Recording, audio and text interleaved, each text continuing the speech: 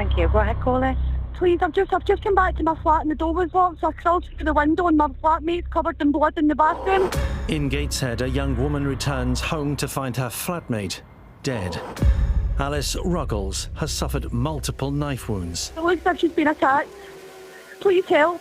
Oh my God, I can't even go on. I'm so scared. I'm so scared. Detectives are told that all the signs point to the perpetrator being an ex-boyfriend. What's he called, the ex? Harry Dillon. Harry Dillon. Dillon. Yeah. When Alice started the relationship with Dillon, they were on a countdown from the very, very beginning. The suspect denies being guilty of murder. He was trying to argue that Alice had attacked him. Could it be possible that these were accidental self-inflicted injuries?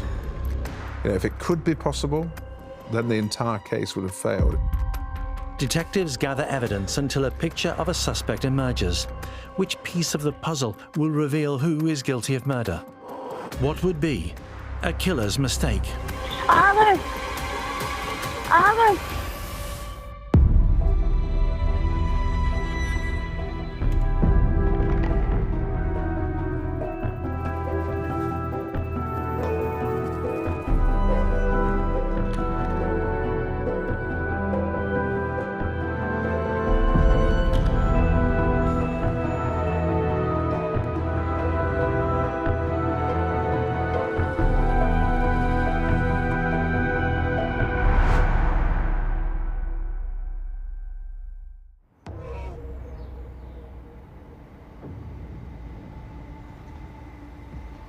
On October 12, 2016, Northumberland police attend the flat of 24-year-old Alice Ruggles. It was a crime scene that was quite incredible in many ways. You had this bathroom, a small bathroom, and you imagine a white floor, and the entire surface of the floor covered in blood. It is effectively an execution. She would have died through blood loss, not instantly, but very, very rapidly. First, attending officers secure the crime scene and conduct a background check on Alice.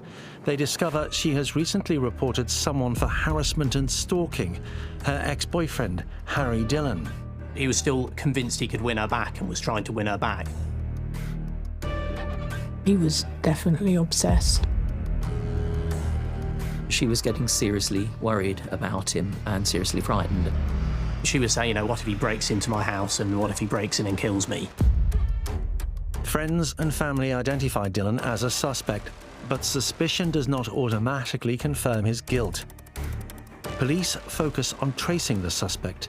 At the same time, they coordinate with Alice's friends and family to reconstruct the events that led to her death, learning more about Alice.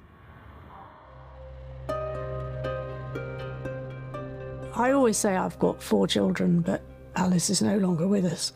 But you sort of become so proud of your children that they've turned into amazing, amazing people. She would notice if you were feeling sort of fed up and under the weather.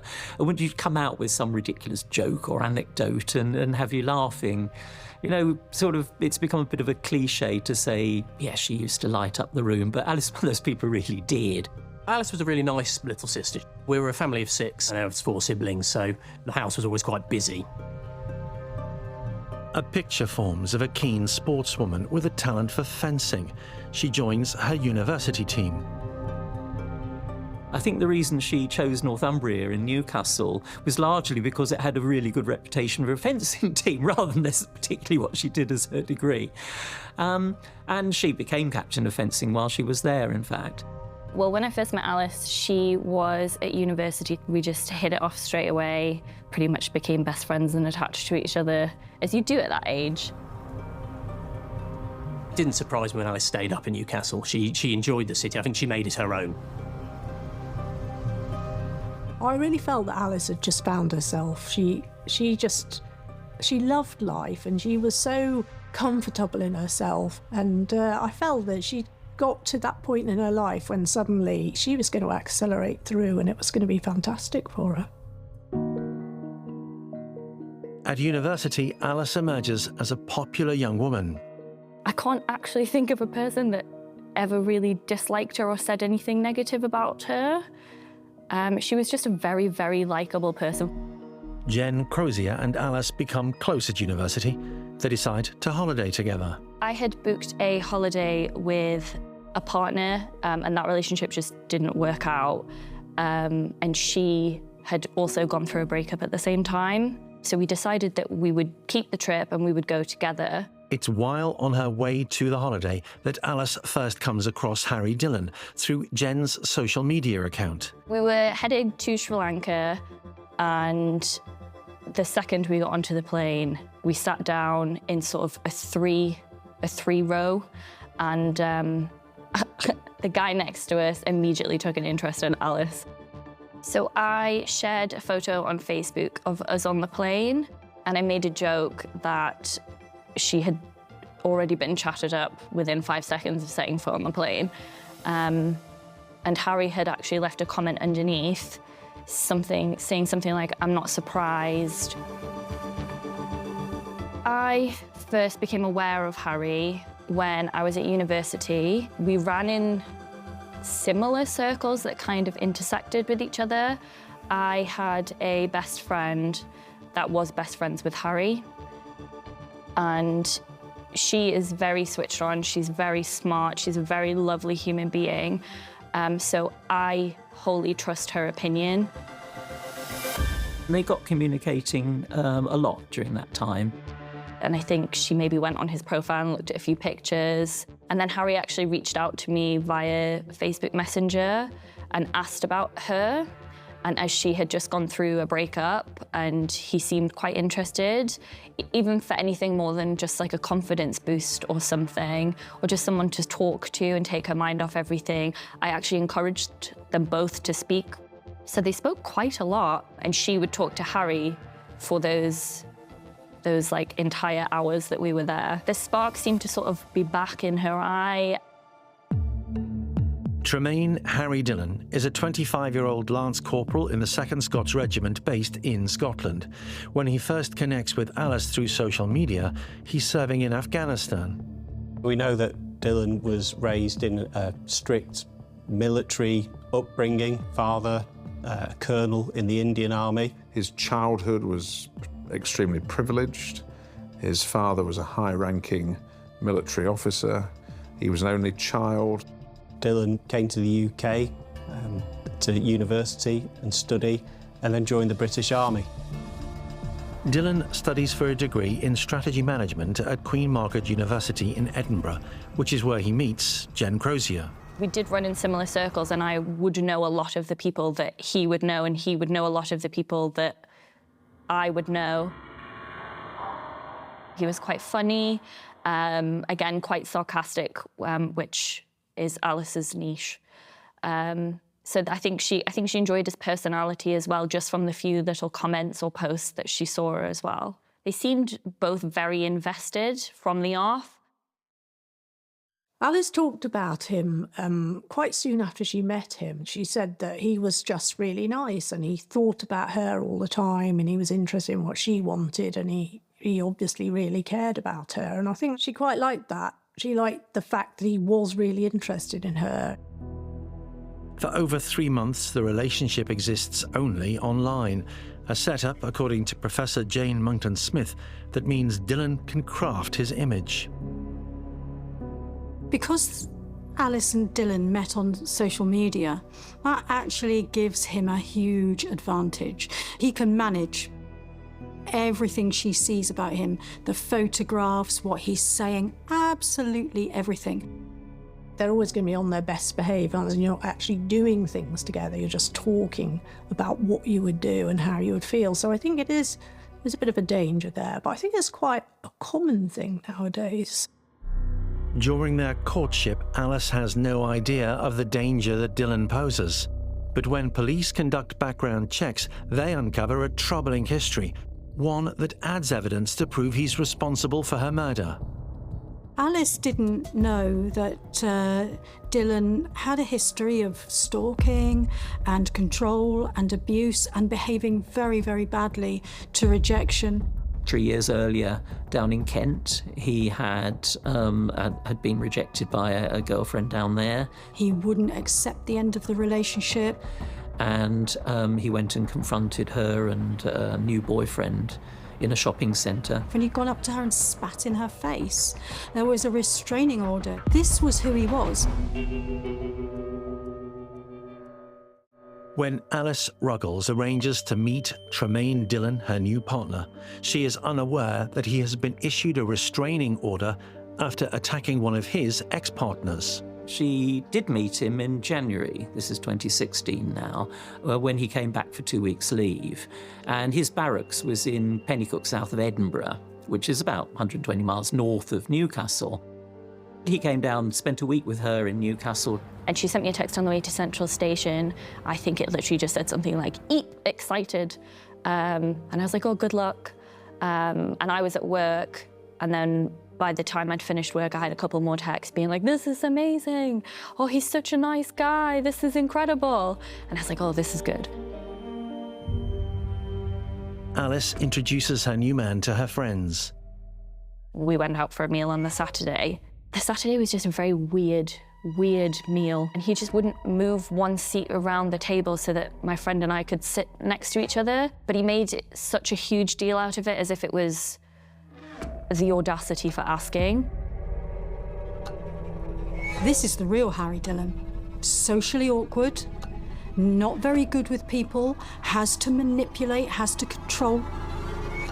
And then we went to a bar afterwards, and we knew a couple of the people in there, and Alice knew them a lot better. Harry sort of formulated this situation where one of them was talking really badly about her, but Harry felt the need to fabricate this story to get us all to leave and go home, to essentially control the situation, to get Alice out of a group of friends that she was, in fact, having fun with, and she wasn't solely having fun with him anymore. Alice was making excuses for him because she'd seen a completely different, manipulated character on social media where, you know, he had much more time to make sure she saw the right side of him. So she starts to make excuses for him. You know, he's got jet lag, he's not usually like this, he's feeling awkward. But no, this is him. This is the real him. When Alice's family meet Dhillon, they have concerns. He'd make sort of slightly derogatory comments about her. So he'd comment on the fact she had quite hairy arms, and he didn't mind, but other men might. So sort of trying to undermine her self-confidence. And he talked about the fact she had a big nose, and it's just not a very nice thing to say. And all of a sudden, here she is with everything about her being pulled apart, and probably starting to feel not good enough. In their frequent online calls, it appears that Harry creates scenarios to make Alice jealous. They were talking over Skype, and they had had a fight, and he made a point to pull a really long blonde strand of hair from his uniform and kind of look at it in the camera lens, sort of like he held it very close to the camera so she could see what it was, and then kind of dispose of it. Alice asked the question, and he gaslit her and wouldn't say anything else, told her she was crazy. He'd say mean things to her, such as the arm and the nose comments. But then in the same vein, he'd send her flowers to work. So he'd give her just enough to stay.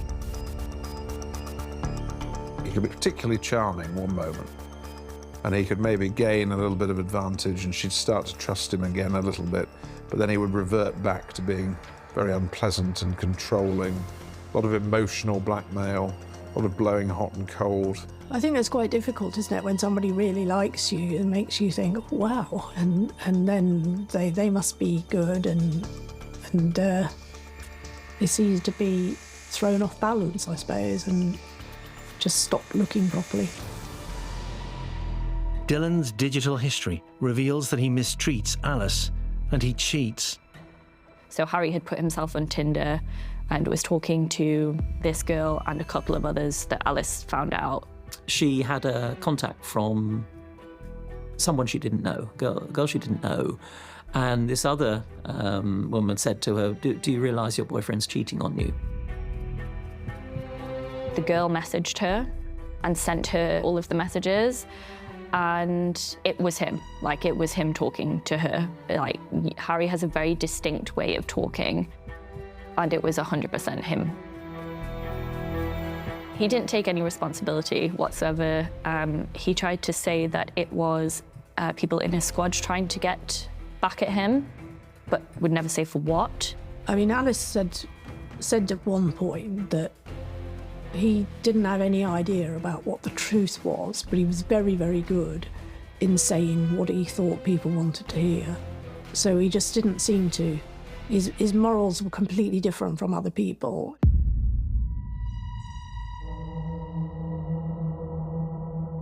Accounts from Alice's friends and family confirmed to investigators there are early signs of coercive control. He ran a campaign of terror, really.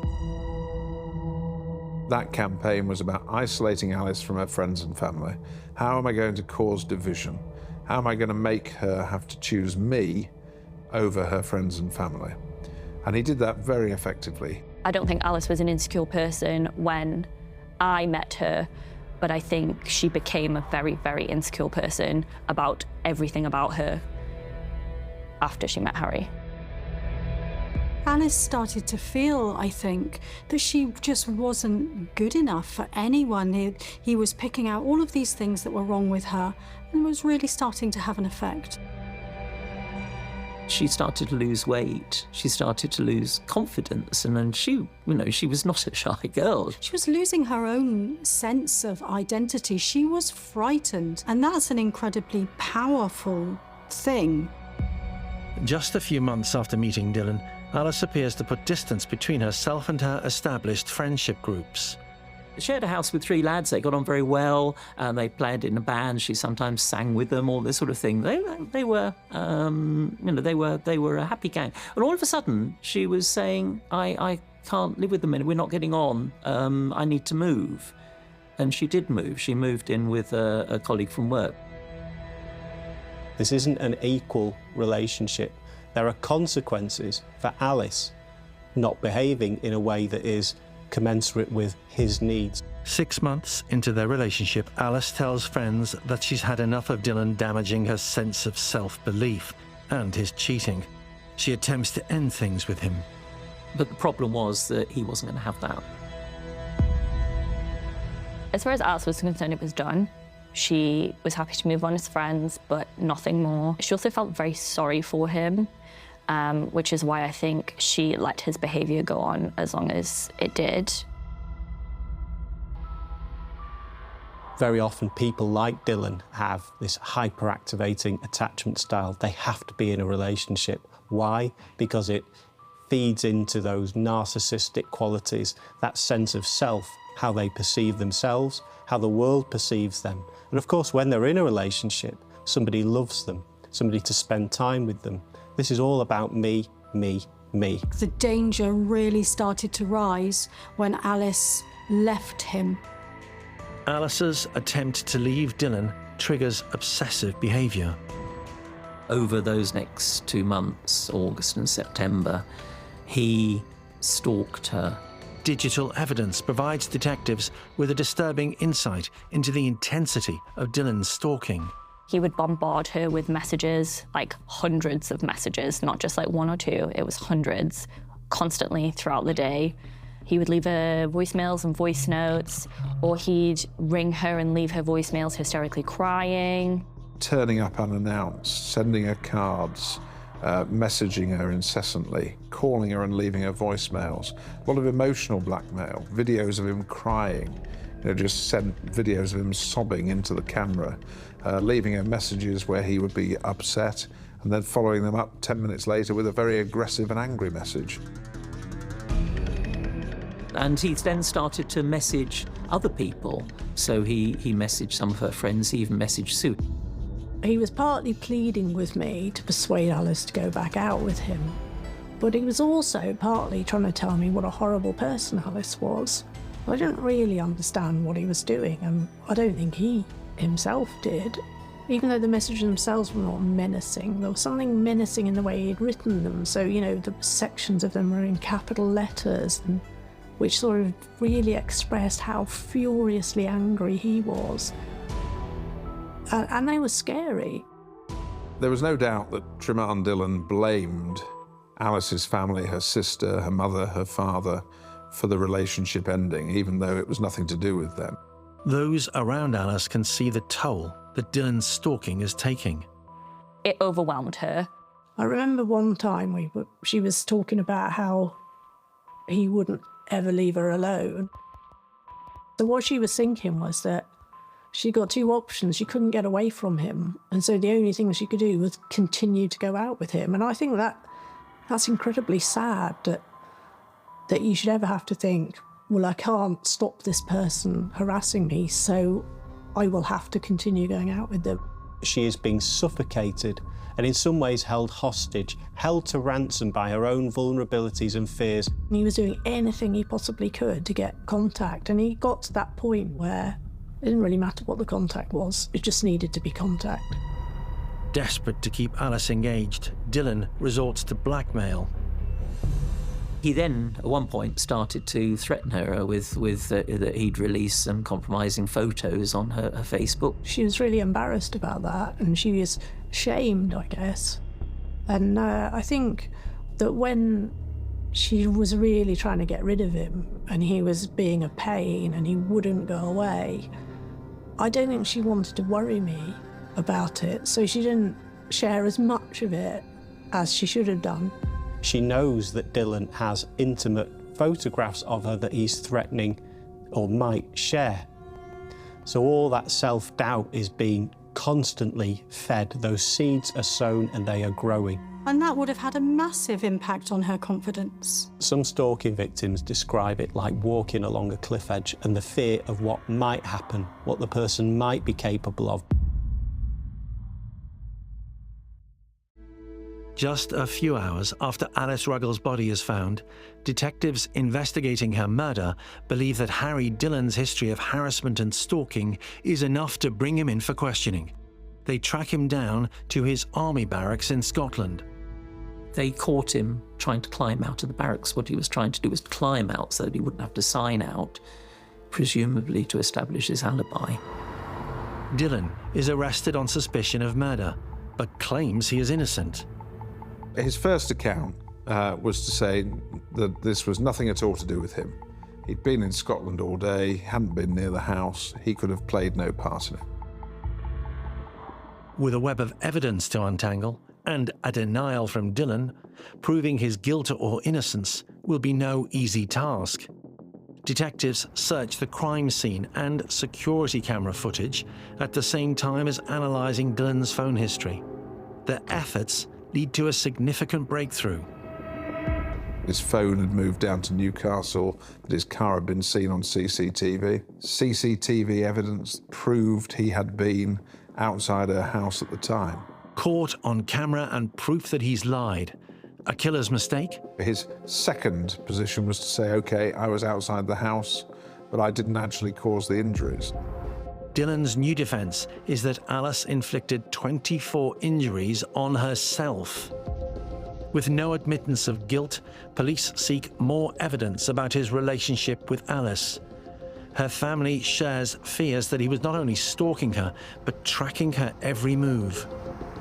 Alice was worried that her phone had been hacked, and she was worried that someone had access to her phone. There was a night that we were out, and it was the first night I'd seen her in quite a while. And she didn't seem herself, but she seemed more herself than she had been. And then at some point she went to the toilet and I found her on the bench outside the club and she was texting Harry and he was like, I know where you are. And I was like, how would he know where you are? He had installed stealth software onto her phone so that every piece of information he could possibly have about Alice, he had access to. Alice suspects Dhillon has her under 24-hour surveillance. Concerned, her family offers a chance for respite. Her sister was stationed in Germany at the time and arranged a flight for Alice to get her over to Germany for the weekend, just to get her away from everything, and which she did. And while she was there, she met a wonderful guy who was a colleague of Emma's, and they just hit it off. I heard through the grapevine from other people that she had met someone in Germany, and I had texted her saying, oh, I can't wait to hear about this. She was starting off a new relationship, and so she started to look forward to that. But Dhillon knows about Alice's new love interest. He researched and made direct contact with him, and basically trying to convince him that Alice was still going out with him, Dhillon, and obviously ignored it, but you know, he tried to make that contact, and that obsession was at a horrible level by then. One of the main reasons I'm convinced that he put spyware on her phone, because he knew about that. The biggest fear of any man like Harry Dhillon is that they're going to be rejected, or they're going to lose something that they own or they are entitled to. Those feelings of rejection are so motivating to somebody like Dhillon that can sustain and drive that awful behaviour, ultimately to protect themselves and for Dhillon to protect him from the shame and what rejection means to him. Records show that Dhillon's stalking and surveillance intensifies. It came to a head right at the end of September. Alice is now living in a ground floor flat. He drove down, all the way down from Edinburgh to Alice's house. After she'd arrived at home, there's this knock on the front door, and when she looks out of the little peephole, no one's there. And this happened 2 or 3 times, more at intervals in the evening. But anyway, it gets dark, she goes to bed, and her bedroom's at the back of the flat. And just as she's going to sleep, there's this knock on the back window behind her bed. And when she opens the curtains, he's there. And he's put some flowers and some chocolates on the back window, and he's backing off as if to say, okay, I'm leaving now. And he drives back to Newcastle. So he sends her this message on her phone. Investigators find messages Dhillon left for Alice that night. I just wanted to do something just to say I'm sorry and show that I really am sorry. And yeah, that's the least I could have done. But I know you're not going to come out in front of me and speak to me, so that's why I left it there and showed my hands and walked back. And just now getting back. So if you want to speak to me, it'll be good. If you don't, there's nothing I can do. Anyways, sorry for waking you up. Hope you have a good night's sleep. Other voicemails left by Dhillon confirm police suspicions. Investigators believe the messages may prove his true intentions. If he couldn't have her, no one else could. How was he going to stop it? He was going to come and kill her. He left her a voicemail that was like, I don't want to kill you. I'm not going to kill you. I don't want to kill, it's not something I'm going to do, but it was just very ominous. It's horrible. He says about not killing her, I think 7 or 8 times in that message. She rang a friend of hers and said, what do you think I should do? And the friend was out in Newcastle, and she just came straight round to Alice's house and said, you need to call the police straight away. Could Dhillon's recklessness in leaving a digital trail offer more convincing evidence of guilt? On the 1st of October 2016, Alice Ruggles had made a complaint against Dhillon to the police. Hi there, I just need a bit of advice really, more than anything. So I split up with my boyfriend about 3 months ago. Since then, I know that he's hacked into my Facebook and also my phone. He's been sending me a lot of messages even though I've asked him not to contact me. And basically like just messaging my friends and things. And then tonight he's, I had a knock at my door. And he'd sent me a message saying I've been in the garden since 5. I mean, it's heartrending because she's so almost apologetic for ringing them. She's so polite. She's saying, I just need a bit of help and advice tonight. She's not screaming down the phone saying, I'm frightened. She clearly was. I definitely remember Alice's older sister ringing me and saying, Mum, Alice is being stalked, it's really serious. And think about what stalking is. Stalking comes from deer stalking. And what happens to the deer at the end?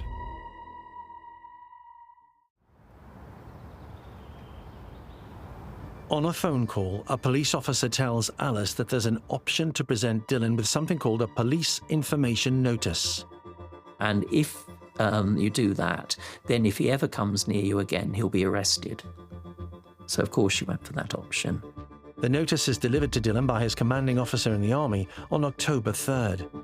And Alice, she was so relieved at that, I can't tell you.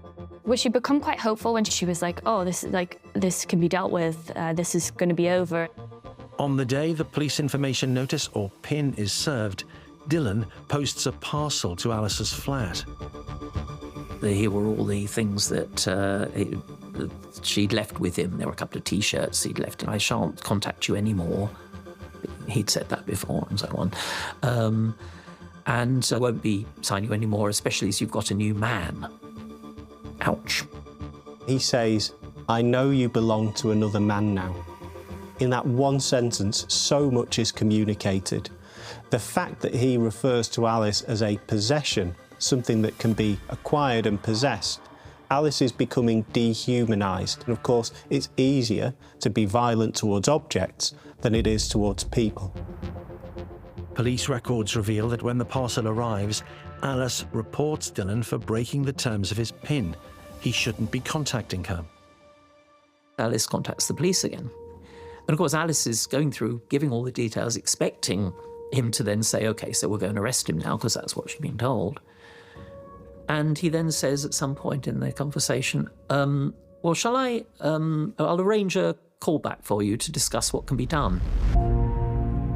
And actually, that's the horrible point in the phone call, because that's the point at which you hear Alice suddenly pause and realise that he's not going to be arrested. She went from being super happy because things were going to be sorted to super depressed because she didn't think anything was going to happen about it. So I think it was at actually that point that she just was like, this is going to end horribly. And I know she sent a text to her sister around that time. It was awful. And it was, oh, well, they'll take me seriously when he stabs me.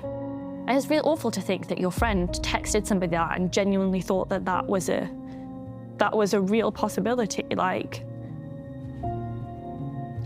what headspace do you have to be in, like, for that to actually occur, for that to be a genuine thing? Sorry. No action is taken when Dhillon breaches the police information notice. Then, on October 10th, he drives from Edinburgh to Gateshead and leaves another digital trail for investigators to follow. He then went down and, after dark, unbeknown to anyone, and took photos of her back window. We found a photograph on his phone, really chilling photograph. It was of the bathroom window at the back of the house, and that was the room in which Alice would die. Just 2 days later, on October 12th, her flatmate arrives home and finds Alice. Please, I've just come back to my flat and the door was locked, so I crawled through the window and my flatmate's covered in blood in the bathroom. She's put in a complaint in about her ex and she phoned 101 at the weekend to report that he's tried to get in contact and says we're going to do nothing and now this has happened. Right, who tried to contact her at the weekend? Harry Dhillon. Harry Dhillon. Dhillon. If it's 1 o'clock in the morning, the police came to the house just to let us know that that's what had happened.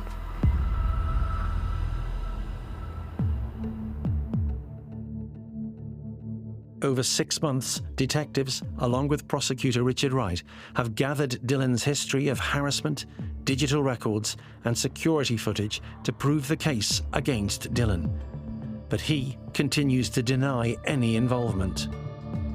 And every time he was confronted with evidence, he would shift his accounts. Dhillon doesn't immediately know, but on his arrest, investigators forensically analysed his car and his belongings within it. He was then confronted with Alice's blood on the steering wheel of his car, Alice's blood on his Help for Heroes bangle. Could a trail of blood link him to the scene through forensic evidence? Dhillon has an answer to the latest evidence find. And then he comes up with the defence that he had been with Alice, he'd been in the flat, he'd been with her when she died, but all of the horrific injuries she had were completely self-inflicted, that she had effectively killed herself using a knife in the most bizarre struggle that he described in graphic detail. Armed with forensic evidence, surveillance of his movements, and history of his stalking, it is Richard Wright who prepares to present the prosecution's case in court on April 10, 2017. Dhillon pleads not guilty. Dhillon was saying that these injuries were all accidental and self-inflicted. So we had to prove they weren't. But then we had to prove that when Dhillon had done that, he intended to kill her. The whole family was there through the entire court case. It was pretty horrible, but it was, I think we all felt it was something we had to do. Dhillon's family is also present. His parents attended every day of the trial. They did not believe that their son had done anything wrong. I think he was used to people doing what he wanted. I think he was used to having control over people. He was so arrogant in court. He basically changed his story several times. You couldn't believe that anyone could be believing a word that he was saying in that courtroom. Dhillon's final version of events painted himself as the victim of an assault by Alice. He was trying to argue that he'd gone into the flat, which he'd denied before, and that Alice had attacked him, and that I don't know, killed herself in the process. Just genuinely believe that people would believe every word he said. The turning point, to me, was the cross-examination of Dhillon. He had spent 2 days with his barrister describing in graphic detail how a woman he claimed to love had massacred herself with a knife in front of him and died on the floor in front of him. One of the very first things I asked him was, given you've just described that, why haven't we seen any emotion at all from you? Does it not upset you? Of course, that all the forensic evidence has to come out in detail in front of you, and so we were obviously sitting there through 2 days of stuff I can't even think about. Now, these are not injuries that a woman inflicts on herself. In order to prove that Trimaan Dhillon had murdered Alice, we needed to prove that he had deliberately caused her fatal injuries. Richard Wright and his prosecution team present to the court a carefully assembled body of evidence revealing what they believe to be the true events of October 12, 2016. We have a film of her entering the flat on that night because, as it happened, a neighbour with a dash cam on their car had just drawn up. He broke in through a window, he climbed in through a window. I think the window was probably left open, we don't know, it may have had a faulty catch. He was waiting for her when she came in through the front door of the flat, and she was having a WhatsApp conversation when her messages suddenly stopped. She would have been startled. Somehow there's been a struggle. The door has come off the wardrobe. There's a disturbance in that room. What does she do? Well, she can't get out of the front door. She's double locked it so that he couldn't get in. So she runs for the only room where she might be safe, the bathroom, because it's the only room that can be locked. And she got to that door before he did. We know that because there were footmarks on the door. He kicked that door open, forced his way into it. I can't talk about what he did to her, but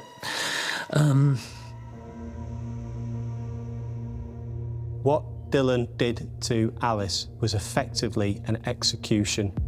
You do not deserve to be in this world, and as long as you are in the world, it is constantly an attack to his sense of self-worth.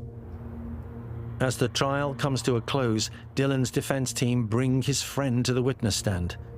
he was still trying to control the situation from that courtroom. And he insisted that she had to come and give evidence. But Dhillon's confidence of his friend's unwavering belief in him is misplaced. But she just very, very subtly damaged his case irrevocably. She just changed the sense of her evidence. So it had gone from him being really cut up but he's a lovely guy to, I just found it a bit odd that he was so obsessive about her. And she really pulled the rug out from under him. And I think that everybody felt at that moment that It was a real revelation. I think he definitely thought he was smarter than he was. As a prosecutor, you never take anything for granted. You never assume the jury will do what you want them to do. You know, they are, at the end of the day, 12 people with their own life experience and their own standpoint. It's really dangerous to assume anything. The jury went out just before lunch when the case finished, and I remember sitting there over lunch worrying about how long they would take, and you don't know whether some technicality is going to get him off, so that wait is just horrible. After 2 hours, the jury returns a verdict of guilty.